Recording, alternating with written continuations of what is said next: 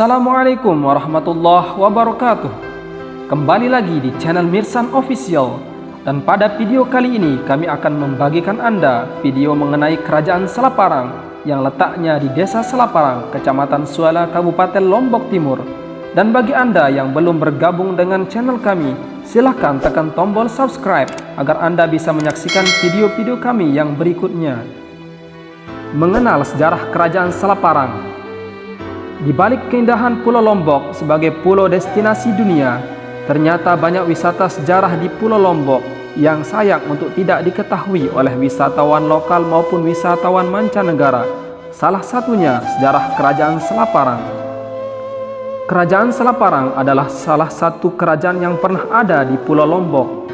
Pusat kerajaan ini pada masa lampau berada di Selaparang, yang saat ini kurang lebih berada di Desa Selaparang, Kecamatan Suala, Kabupaten Lombok Timur, Provinsi Nusa Tenggara Barat. Sejarah berdirinya Kerajaan Selaparang. Tidak diketahui secara pasti tentang awal berdirinya Kerajaan Selaparang, namun terdapat beberapa sumber yang cukup dapat dipercaya. Salah satunya adalah kisah yang tercatat di dalam daun lontar yang menyebutkan bahwa berdirinya Kerajaan Selaparang tidak akan pernah bisa dilepaskan dari sejarah masuknya atau proses penyebaran agama Islam di Pulau Lombok.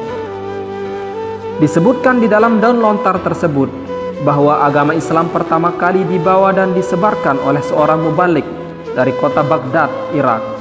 Mubalik tersebut bernama Asy-Syaikh As-Sayyid Nur Syed Ibnu Hajar Al-Haytami, atau yang biasa dikenal oleh masyarakat Lombok dengan sebutan Gaus Abdur Razak. Beliau selain sebagai penyebar agama Islam, dipercaya juga yang menurunkan sultan-sultan dari kerajaan-kerajaan yang ada di Pulau Lombok. Beliau pertama kalinya datang ke Pulau Lombok, tepatnya di Kabupaten Lombok Utara yang disebut dengan Bayan sekitar tahun 600 Hijriah atau abad ke-13 Masehi. Beliau menetap dan berdakwah di sana, kemudian menikah sehingga lahirlah 3 orang anak dari istri pertamanya, yakni Sayyid Umar yang menjadi datu kerajaan Pujut. Kemudian yang kedua yaitu Sayyid Amir yang menjadi datu kerajaan Pejanggi, Kabupaten Lombok Tengah. Kemudian anak yang ketiga, Syarifah Komariah atau yang lebih dikenal dengan sebutan Dewi Anjani. Kemudian Gaus Abdur Razak menikah dengan istri kedua yang merupakan seorang putri dari kerajaan Sasak, sehingga lahirlah 2 orang anak dari istri kedua, yakni seorang putra bernama Sayyid Zulkarnain atau dikenal dengan sebutan Syekh Abdurrahman atau disebut pula dengan Gaus Abdurrahman, dan seorang putri bernama Syarifah Latifah yang dijuluki dengan Denda Rabi'ah. Sayyid Zulkarnain inilah yang kemudian mendirikan Kerajaan Selaparang sekaligus pula sebagai Datu Raja pertama dengan gelar Datu Selaparang atau Sultan Rinjani.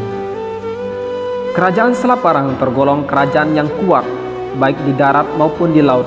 Laskar lautnya telah berhasil mengusir Belanda yang hendak memasuki wilayahnya sekitar tahun 1667 sampai dengan 1668 Masehi.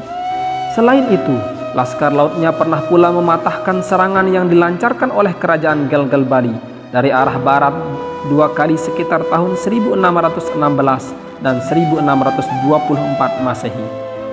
Setelah pertempuran terjadi, Kerajaan Selaparang mulai menerapkan kebijaksanaan baru untuk membangun kerajaan dengan memperkuat sektor agraris. Maka pusat pemerintahan kerajaan kemudian dipindahkan di sebuah dataran perbukitan, tepatnya di Desa Selaparang, Kecamatan Suala, Kabupaten Lombok Timur, Provinsi Nusa Tenggara Barat. Dari wilayah kota yang baru ini, semua gerakan yang mencurigakan di tengah lautan akan segera dapat diketahui.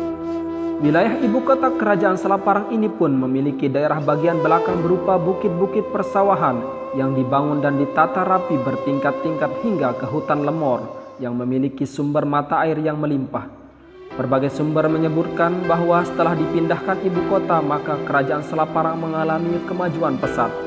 Sebuah sumber mengungkapkan Kerajaan Selaparang dapat mengembangkan kekuasaannya hingga ke Sumbawa Barat.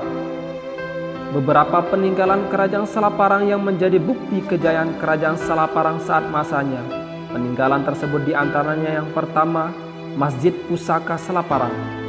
Masjid Pusaka Kerajaan Selaparang. Di dalam masjid, tepatnya di depan mimbar, terdapat sebuah batu yang kini ditutup dengan kaca. Konon batu tersebut berasal dari kota Baghdad, Irak. Selain itu, di depan Masjid Pusaka terdapat sebuah bangunan yang berukuran sekitar 5 kali 7 meter persegi, yang oleh masyarakat sekitar menyebutnya Gedung Pusaka, yaitu sebuah tempat penyimpanan benda-benda pusaka Kerajaan Selaparang. Di dalam gedeng tersebut tersimpan sebuah Al-Quran bertulisan tangan, keris, perisai, sabuk belu, dan peralatan perang Kerajaan Selaparang lainnya. Kemudian peninggalan yang kedua yaitu makam Raja Selaparang. Tidak jauh dari Masjid Pustaka atau sekitar 6 km, terdapat sebuah makam Raja Selaparang yang terkenal di Pulau Lombok. Pada mulanya makam ini dibangun ketika salah satu raja atau wali Selaparang diburu oleh Belanda. Ketika itu raja tersebut menerobos dinding masjid yang berada di samping makam. Atas dasar itulah makam ini kemudian dibangun. Di kompleks ini dulunya terdapat perpustakaan, namun oleh Belanda buku-bukunya dimusnahkan. Padahal di perpustakaan inilah terdapat sejarah kejayaan Kerajaan Selaparang di masanya.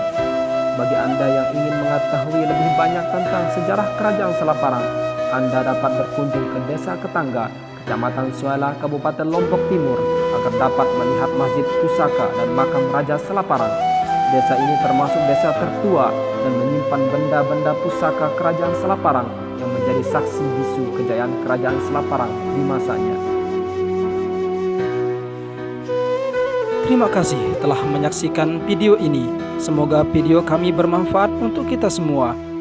Jangan lupa like and subscribe video kami agar Anda bisa menyaksikan video-video kami yang berikutnya. Sampai jumpa. Assalamualaikum warahmatullahi wabarakatuh.